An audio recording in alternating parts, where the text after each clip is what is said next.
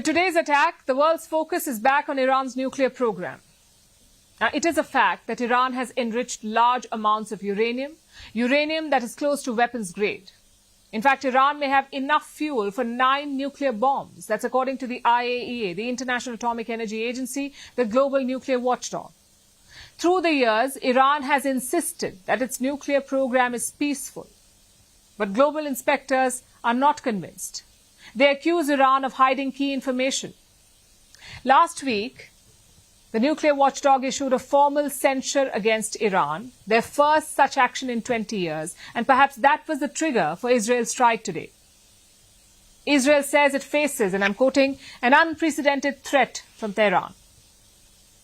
Although this move could backfire, with Iran doubling down on its nuclear program and aggressively pursuing a nuclear bomb. Our next report looks at how close Iran is to a bomb.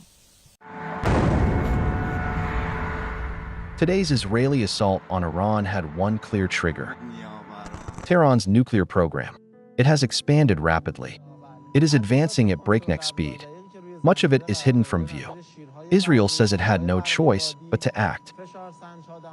In recent years, Iran has produced enough highly enriched uranium for 9 atom bombs. And if not stopped, Iran could produce a nuclear weapon in a very short time. Netanyahu claimed Iran had made unprecedented progress and was building a large arsenal of ballistic missiles. Israel's mission was to eliminate both threats. So how close is Iran to a nuclear bomb? Last week, the world's nuclear watchdog issued a rare warning. It came from the International Atomic Energy Agency. Its board of governors passed a formal resolution. This was the first such move in 20 years.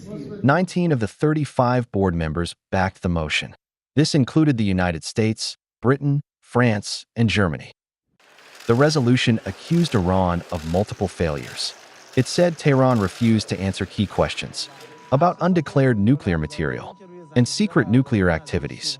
It said Iran was not complying with its obligations. It also raised concerns about Tehran's uranium stockpile.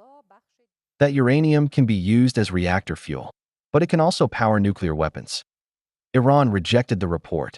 It called the resolution political. They falsely claim that the Islamic Republic of Iran has not fulfilled its obligations under the Non-Proliferation Treaty. This is a blatant lie. Iran maintains its program is peaceful. It claims it has no interest in building weapons. But analysts say the danger is real. The IAEA believes Iran now holds uranium enriched to 60% purity. That is just below weapons grade. Enough to potentially make 9 bombs, according to reports. When you accumulate and continue to accumulate, and you are the only country in the world that is doing something like this at a level which is very, very close to the level that you need to have a nuclear explosive device, then we cannot ignore it. So how quickly can Iran get to a bomb? Some say it would take a few months. Others believe it could happen in just 2 weeks. But building a bomb takes more time. It requires more than just fissile material. It needs weapon design and delivery systems. Still, the gap is closing. The 2015 nuclear deal once slowed Iran down. It set strict limits on enrichment and gave inspectors access. That deal is now defunct. The U.S., under Donald Trump, pulled out of the pact in 2018. Iran responded by speeding up enrichment and by blocking inspections. The last international visit was in 2021. Since then, Iran has advanced unchecked. In late 2024, IAEA Chief Rafael Grossi issued a warning. He said Iran was ramping up enrichment dramatically. By early 2025, U.S. intelligence raised a fresh alarm. They said a covert team of scientists was working in secret. This group was trying a faster, cruder path to the bomb. Iran's nuclear network now spans more than a dozen sites. The largest is Natanz. This site produced most of Iran's nuclear fuel, and much of it is high-purity uranium. It was one of the key targets in Israel's latest strike. Another facility is at Bushehr. This is Iran's only nuclear power plant. It sits on the Persian Gulf. But Iran's program doesn't stop there. The IAEA says Tehran has built new sites. Their presence has been detected for the very first time and are linked to undeclared activity. Iran's program is now vast. It is spread out, it is fortified, and it is accelerating. Israel's actions have sparked further tensions. After the strikes on Iran, oil prices jumped overnight.